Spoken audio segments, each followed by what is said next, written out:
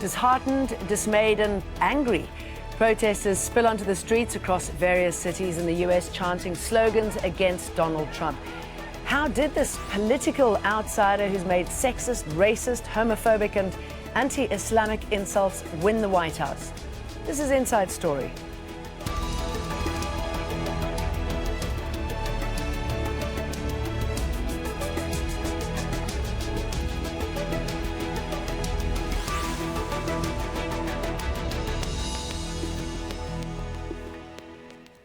Hello, welcome to the program. I'm Jane Dutton. People inside and outside the US are still reeling from the shock of Donald Trump's victory in the US presidential election. The big question is, why did he win?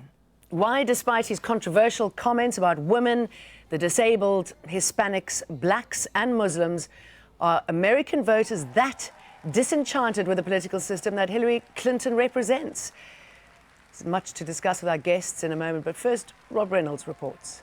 A tide of discontented white Americans swept Donald Trump into the White House. It appears they wanted to send a message to the political establishment. They are fed up. White voters who are struggling middle class, lower middle class, have felt like that they're not only losing influence, but in doing so, they're fearful. They're fearful. And they are quick to anger, quick to suspicion. They are mad as hell. And they felt overlooked for years. They've been overlooked, ignored by both major political parties. The numbers are startling. Nearly 60% of all whites voted for the president-elect, including a majority of white women. It wasn't just older voters. 5% more whites under the age of 29 voted for Trump over Hillary Clinton. He even garnered the support of white college graduates. More than half of men and nearly half of women graduates voted for him. They were all willing to overlook Trump's comments about Mexicans and Muslims, his boasts of sexual assaults on women, his mocking of disabled people, and so on. In this country, we have a good deal of racism and homophobia and sexism and anti-Semitic views as well as anti-Muslim views. And I have a fear that with the election of Donald Trump, I have this fear that we're going to see in the next 4 years an increased number of hate crimes. I hope I'm wrong. Some anti-Trump protests have broken out, and Clinton supporters like Democratic Senator-elect Kamala Harris of California wonder about the national character. I believe this is that moment in time that many of us in our personal lives have faced, when we had to look in a mirror because of circumstances and a situation. We had to look in a mirror, and with furrowed brow, we asked a question: who are we? I believe this is that moment in time for our country. But Tuesday's election results made clear that Americans are not only divided along political lines, but that they inhabit two separate moral universes with regard to the behavior they consider acceptable in the man who will now lead them. Rob Reynolds, Al Jazeera, Salt Lake City.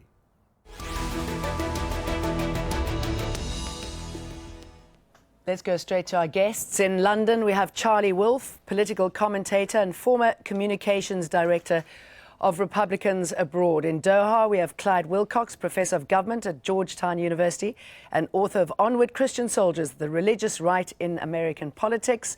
And also here with me, Allan Lichtman, professor of history at American University and author of White Protestant Nation, The Rise of the American Conservative Movement. Gentlemen, welcome to all three of you. Very good to have you with us on Inside Story.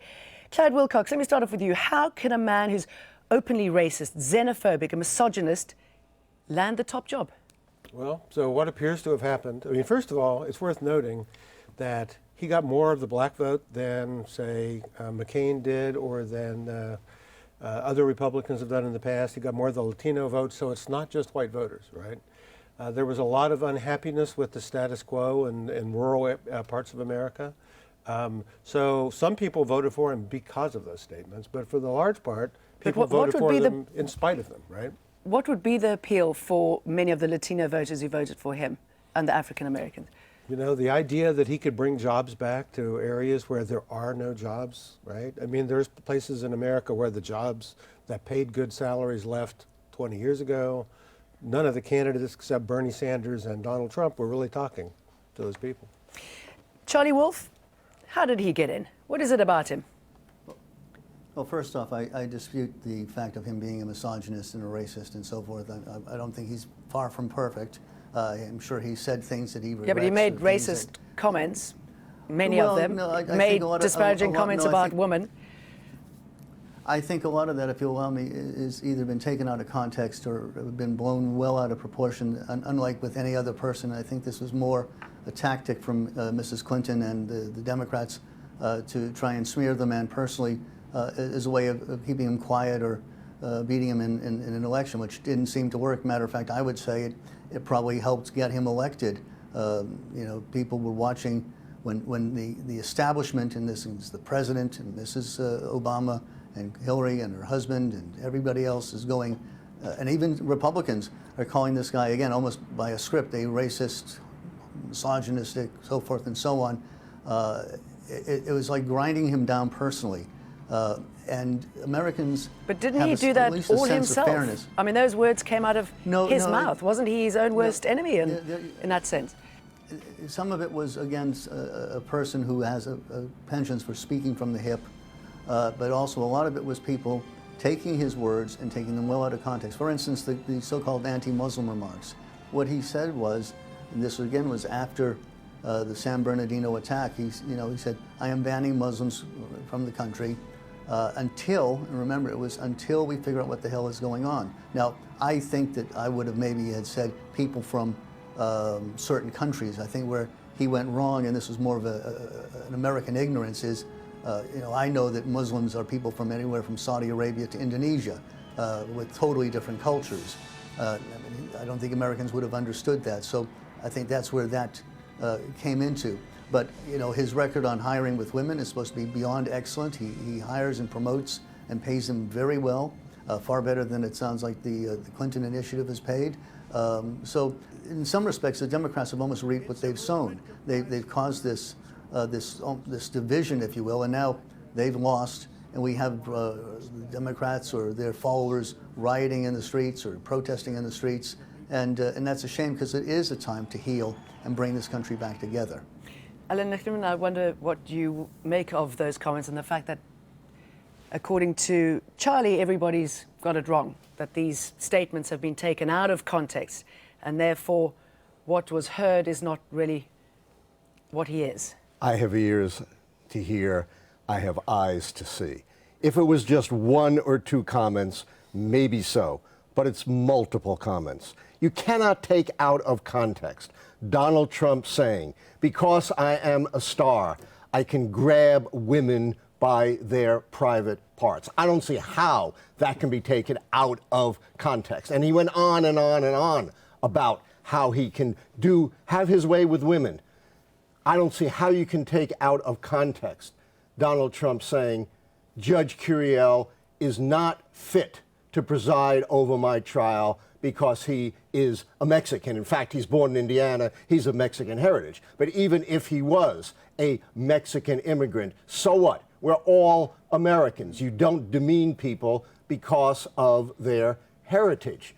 I don't see how you can take out of context the absolutely scurrilous remarks he made about the former Miss Universe, Miss Piggy, accusing her of making sex tapes when in fact she had never made a sex tape, spending 3 days attacking this woman. That cannot be taken out of context. So are we seeing a whitewash happening already? Of course we are. I mean, you saw that with your guest here. They're trying to, and they've done that throughout the campaign. They've tried to explain away, argue away what Donald Trump himself has said time and time and time again, and that Donald Trump has denied, saying, "I never mocked the disabled people." And yet there are the videos showing him disgracefully mocking disabled people. You can't walk away from that. And you can't say... There seems to be there does seem to be a double standard with a lot of this. Again, you go on about the comments about women. This is 11 years ago when a guy is getting ready to go on television in a van hanging out with I mean, Andy 59 years old. He's And no wait, kid. let me- But it doesn't- let me- it doesn't- let me- 59 years may I- old. may I It doesn't finish? matter when May- you may- say may- it. Just the fact that it's said is pretty repulsive. May I finish the point? May I finish the point? We're acting as if this is the only guy that has ever said these things, and the people that are Yeah, but he's the raising president of the United States of America. No, well, but wait, he Soon to is be. now. But what you're bringing out is something from a time when he had no intentions of being the president of the United States, and the people that are doing the complaining are the ones that have been peddling this sort of filth through the media and through records and movies, etc. I resent that. I've never peddled filth. I have never peddled filth, and I resent your comments about that. Sir, I was the one who pointed out what Donald Trump has said. I've never peddled filth in my life, and I resent what you said, and I want you to apologize to me. Sir, I want you to apologize to me. No, yes, I'm not. you did. I didn't refer you to said you. those. If you don't, I am the one who just made the comments about Donald Trump, if you would allow me to finish the sentence. Okay. Apologize to me first. Listen, Okay, please gentlemen, don't gentlemen. play rhetorics. All and right, sorry, semantics can with me, I, okay? Clyde, you wanted to That's say, outrageous. Clyde, outrageous. you wanted to say something. Okay, let's just take a breather. If you would Clyde? allow me to finish the sentence. Basically what he if you would said allow me is to finish that the the sentence. statements are done before he's running for the presidency. Well, that's not when he insulted Megyn Kelly. He's in the middle of running for the presidency. That's not when he sends this, terrible email, a text about the Latino woman. That's while he's running. This is a man who can't control himself.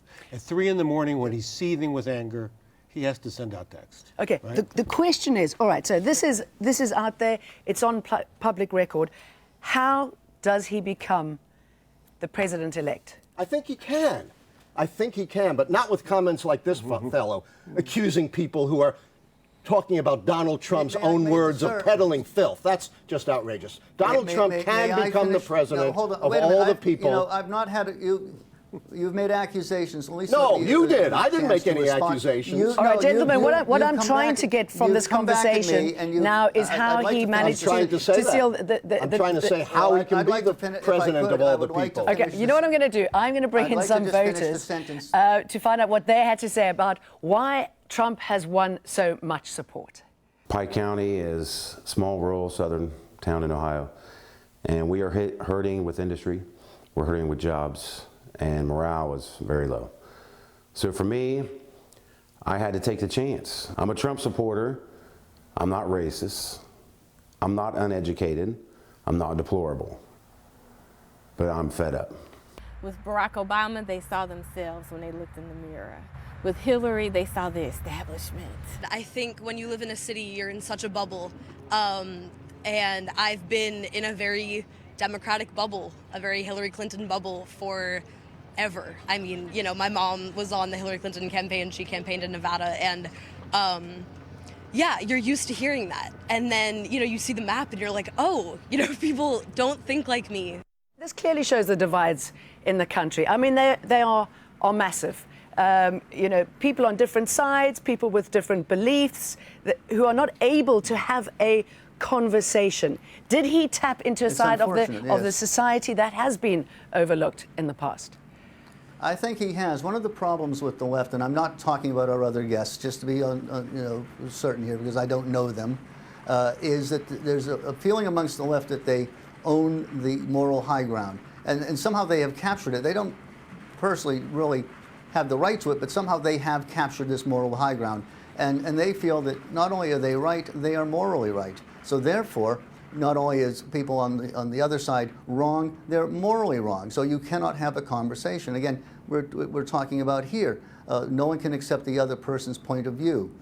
So the sanctimony is beyond rich. Again, we see things that happen on all sides of society, and no one can sit down and talk. Now, I have a friend here in London who's black, Obama-supporting liberal from Chicago. I'm a white Jewish conservative, or conservative from Boston. We can sit and talk and respect each other's views and learn from one another.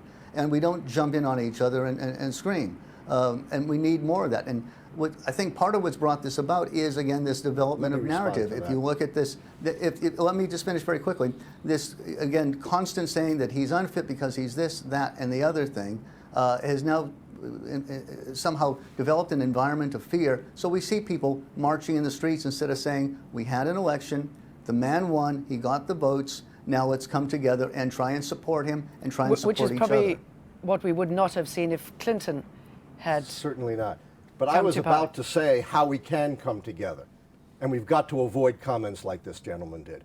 You know, I'm not someone who's out in the street, but he managed to antagonize me, but with his peddlers of filth argument. Now he is broadly characterizing the left, they. He is creating divides once again and smearing You seem people. to be the one with Let me sir, finish. you I'll let seem you to be the talk. one Wait, hang on. Let me Let Allan finish, and then I want to.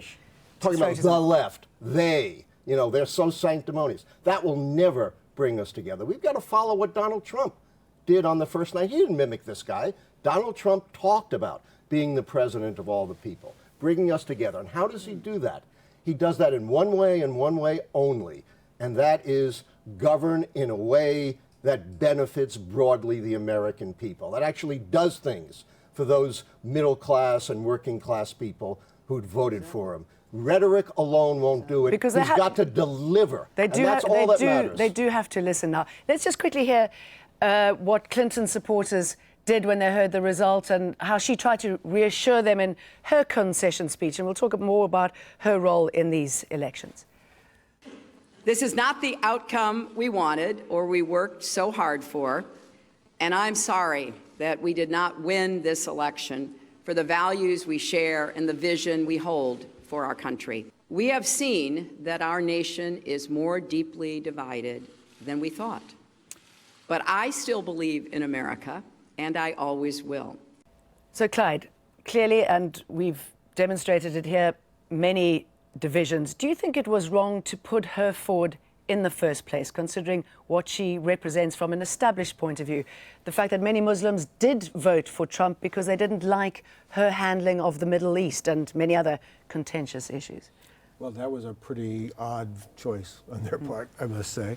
But yeah, I mean, so Clinton comes with some baggage, of course. But all candidates come with baggage, and I think that she ran a really competent campaign. Every time the voters saw them together, she went up in the polls.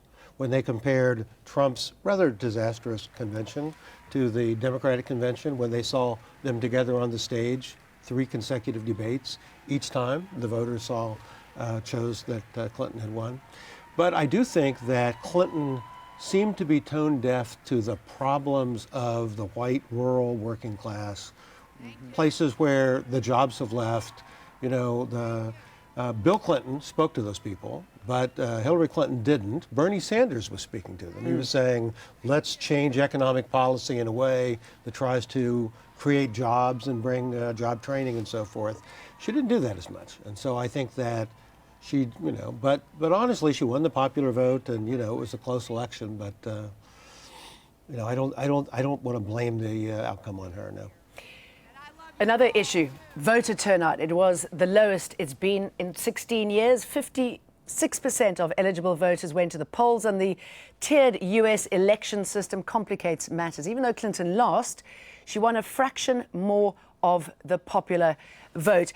Charlie, is that a problem? Is that a problem of the electoral system, considering that she was considered to be more popular than Trump, and yet she doesn't win the prize? Is there something wrong there? No, it's not a popularity contest. It is. We are a group of 50 states that run their own elections. They're essentially sovereign states of their own.